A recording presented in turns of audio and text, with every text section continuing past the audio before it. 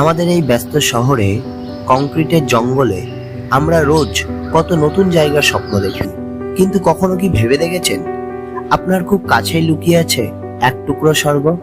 এমন একটা জায়গা যেখানে দুটো নদী একসাথে হাত ধরেছে, যেখানে শহরের কোলাহল পৌঁছাবে না, আর যেখানে সবুজ তার সবটুকু আপনাকে উজাড় করে দেবে। আজ আমি আপনাদের নিয়ে যাব তেমনই এক গোপন গন্তব্যে, যার নাম মঙ্গলদ্বীপ। সো হ্যালো বন্ধুরা, দিশাইন অভিযানের নতুন একটি ভিডিওতে আপনাদের সবাইকে স্বাগত জানাই। এই মুহূর্তে কিন্তু আমি রয়েছি শিবপুর ঘাটে, আর এখান থেকে কিন্তু যাব আজকে আমরা মঙ্গলদ্বীপের উদ্দেশ্যে। আমার মাঝখানে গঙ্গার ঠিক ওপারে কিন্তু মঙ্গলদ্বীপ রয়েছে, আর আমি এখন টিকিট কেটে নিয়েছি। টিকিট প্রাইস লেগেছে আমার 40 টাকা, আর আমরা নৌকা আসার অপেক্ষা করছি। নৌকা আসবে, আমরা ওপারে যাব। ওপারে গিয়ে তোমাদের সঙ্গে কিন্তু আবার কানেক্ট হবো। সো দেখতে থাকো আর ভিডিওটা এনজয় করতে থাকো। আর এই ভিডিওর মধ্যে কিন্তু আমি সমস্ত তথ্য বা ইনফরমেশান দিয়ে দেবো যে এখানে কীভাবে আসতে হবে, কত টাকা ভাড়া, মোট কত টাকা খরচ হয়, আপনারা কিভাবে আসবেন, এই টোটাল ডিটেলস কিন্তু এখানে থাকবে। প্রাকৃতিক দৃশ্য যদি উপভোগ করতে চান তাহলে কিন্তু এই জায়গাটা একদম পারফেক্ট। ওপারে হচ্ছে মঙ্গলদ্বীপ, আর এটা কিন্তু টিকিট কাউন্টার। এখান থেকে আপনাদেরকে টিকিট কাটতে হবে, 40 টাকা লাগবে টিকিট কাটতে, আপ ডাউন দুটো একসাথে।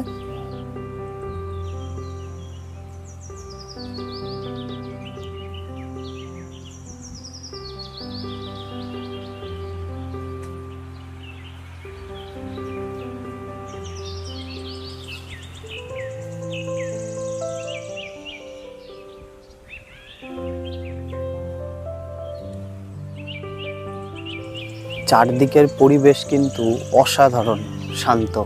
আমি এখনো ওপারে যাইনি, আমি এপারটাই ঘুরছি। এপারেই যা শান্ত তা ভাষায় প্রকাশ করার মতো না, না জানে ওপাশে গেলে কতটা শান্ত হবে। পিছনে দেখছেন পুরো আমবাগানে ঘেরা, একদম একটা নৈসর্গিক ব্যাপার। তো আরেকটু এগিয়ে গেলে কিন্তু আপনারা মোহনা দেখতে পাবেন। তো চলুন আপনাদের দেখাচ্ছি। এই হলো দুটো নদীর মিলনস্থল। এই যে নদীটা দেখছেন, এটা হলো চূর্ণী নদী। এই চূর্ণী নদী এসে কিন্তু মিশছে ভাগীরথীর সাথে। ওপাশেরটা হচ্ছে ভাগীরথী, এটা হচ্ছে মিলনস্থল। সো ভাগীরথী আর চূর্ণী নদীর মিলনস্থল দেখার পর এখন কিন্তু আমরা যাব ওপারে, অর্থাৎ মঙ্গলদ্বীপের উদ্দেশ্যে।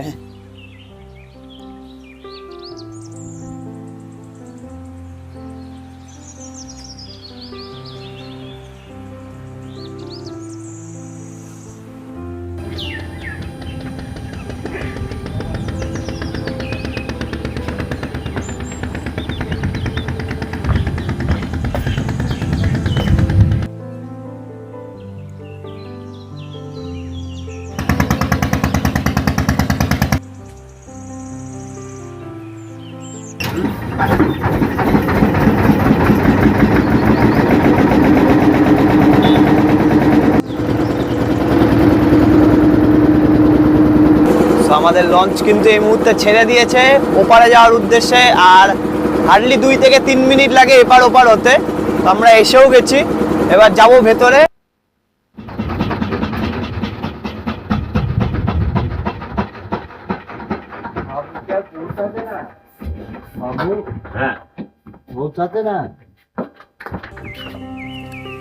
এই হলো মঙ্গলদ্বীপ ইকো ট্যুরিজম। এটা কিন্তু একটা দ্বীপ, সুন্দর মনোরম প্রাকৃতিক পরিবেশের জন্য একটা দারুণ জায়গা। ভেতরে ঢুকে কিন্তু সামনে এরকম বিশ্ব বাংলার একটা সিম্বল বা স্কাল্পচার থাকবে, আর চারিদিকের পরিবেশটা জাস্ট একবার দেখুন।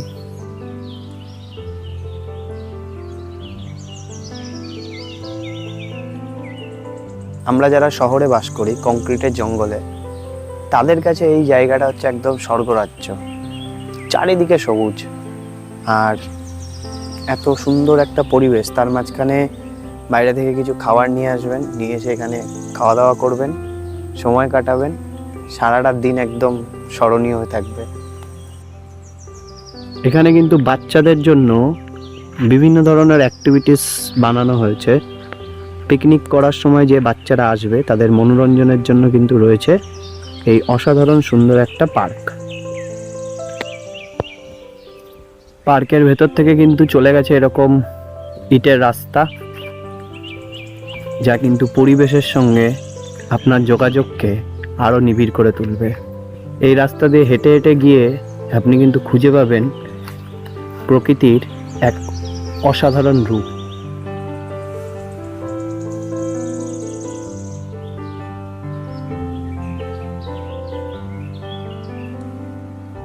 তো বিভিন্ন ধরনের গাছপালায় সুসজ্জিত রয়েছে এই জায়গাটি। এখানে আসার সমস্যা শুধু একটাই, যে এখানে কিন্তু প্রচণ্ড মশা। মানে আমি হাঁপাতা গেঞ্জি পরে এসেছি, আমাকে মশা পুরো একেবারে খেয়ে ফেলছে। বিভিন্ন জায়গায় যেখানে ফাঁকা পাবে সেখানেই কামড়াবে, এত মশা। স্বাভাবিক ব্যাপার, কারণ চারিদিকে জঙ্গল, তার মাঝখান থেকে আপনি হাঁটবেন, তো মশা ডেফিনেটলি থাকবে। তো আমি আপনাদেরকে সাজেস্ট করব শীতকালের বাদে অন্য যে টাইমে আপনারা আসবেন ফুলহাতা জামা বা ফুলহাতা গেঞ্জি পরে আসবেন, তাহলে কিন্তু মশার হাত থেকে রক্ষা। চারিদিক পুরো সবুজ আর সবুজ, জায়গাটা জাস্ট একবার দেখুন। পাখিদের কিচিরমিচির অসাধারণ কিন্তু।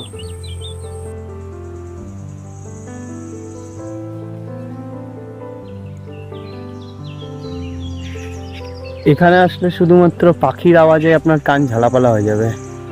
এত বিভিন্ন পাখির ডাকে পুরো এই জায়গাটা একেবারে গমগম করে। দেখুন, গাছ নুয়ে পড়েছে, তার মাঝখান থেকে হেঁটে যাচ্ছি।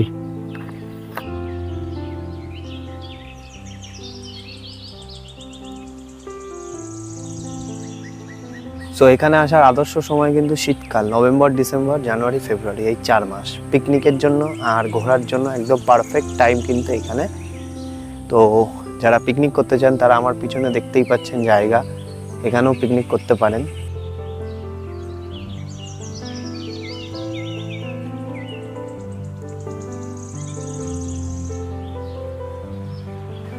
যদি আপনি এই ব্যস্ত জীবন থেকে একটু ছুটি চান, তাহলে একদিনের জন্য হলেও চলে আসুন পায়রাডাঙ্গার মঙ্গলদ্বীপে। চূর্ণী ও ভাগীরথীর সঙ্গমে প্রকৃতির এই উপহার আপনাকে এক অবিস্মরণীয় অভিজ্ঞতা দেবে।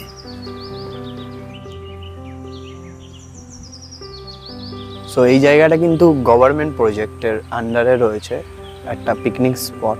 আর এখানে কিছু ছোট ছোট কটেজও তৈরি করা হচ্ছে নাইট স্টের জন্য, ভবিষ্যতে কথা ভেবে। সেখানে কিন্তু ফুডিং লজিং নিয়ে একটা প্যাকেজ সিস্টেমে হয়তো কটেজগুলো ভাড়া দেওয়া হবে। আর আপনাদের শুধু একটা কথা জানানোর, সেটা হলো এই যে নভেম্বর, ডিসেম্বর, জানুয়ারি, ফেব্রুয়ারি, এই 4 মাস বাদে আপনারা যখনই এখানে আসবেন, যে কোনো দিন যে কোনো টাইমে ফুলহাতা জামা পরে আসবেন, নাহলে কিন্তু মরে যাবেন। এত বাজে মানে মশা কামড়ায়, মানে হাত টাত পুরো একদম চাকা চাকা করে দেয়, ভীষণ পরিমাণে মশা, ধারণার বাইরে এত মশা। তো ডেফিনেটলি ফুলহাতা জামা পরে আসবেন, এসে ঘুরে যাবেন।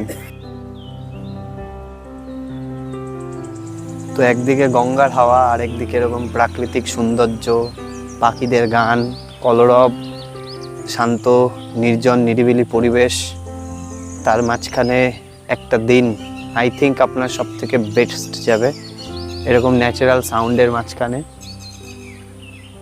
অসাধারণ কিন্তু, সিরিয়াসলি বলছি, আপনারা না এলে এই জায়গাটা বুঝতে পারবেন না যে এই জায়গাটা সত্যি কতটা সুন্দর। তো আমি ডেফিনেটলি বলবো আপনারা চলে আসুন।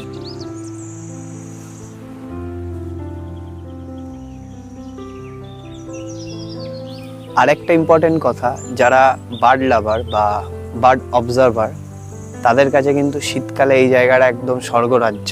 কারণ এখানে বিভিন্ন পরিযায়ী পাখি আসে। আপনারা বাইনোকুলার বা টেলিফটো লেন্স নিয়ে, ক্যামেরা নিয়ে এখানে আসবেন, ছবি তোলার জন্য আদর্শ জায়গা কিন্তু এটা। মানে যারা বার্ড ফটোগ্রাফি করেন বা নেচার ফটোগ্রাফি করেন, তাদের জন্য কিন্তু একদম পারফেক্ট জায়গা। তো এই ছিল আজকের ভিডিও। আই হোপ আপনাদের ভালো লেগেছে। কেমন লেগেছে অবশ্যই কমেন্ট করে জানাবেন। ভালো লাগুক কিংবা খারাপ লাগুক, নিজের মতামত অবশ্যই দেবেন। আর ভিডিও যদি ভালো লেগে থাকে তাহলে অবশ্যই চ্যানেলটিকে সাবস্ক্রাইব করে দেবেন। দেখা হবে পরবর্তী কোনো গল্পে, পরবর্তী কোনো অভিযানে।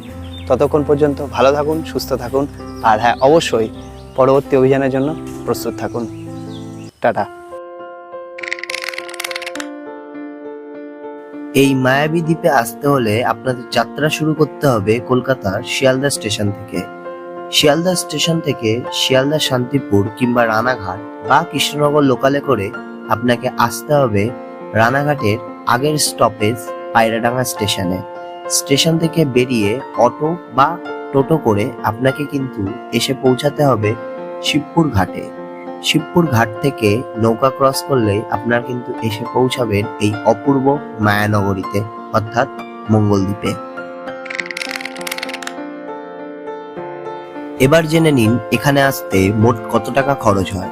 শিয়ালদা থেকে পায়রাডাঙ্গা অবধি টিকিট মূল্য মাত্র 15 টাকা।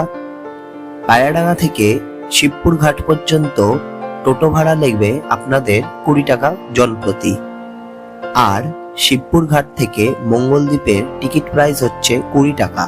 তো টোটাল দাঁড়াচ্ছে 20 + 20 + 15 অর্থাৎ 55 টাকা। তো যেতে 55, ফিরতে 55, টোটাল 110 টাকা। সো মাত্র 110 টাকা খরচ করে আপনারা কিন্তু একদিনের জন্য ঘুরে আসতে পারেন এই অপূর্ব সুন্দর একটি জায়গায়।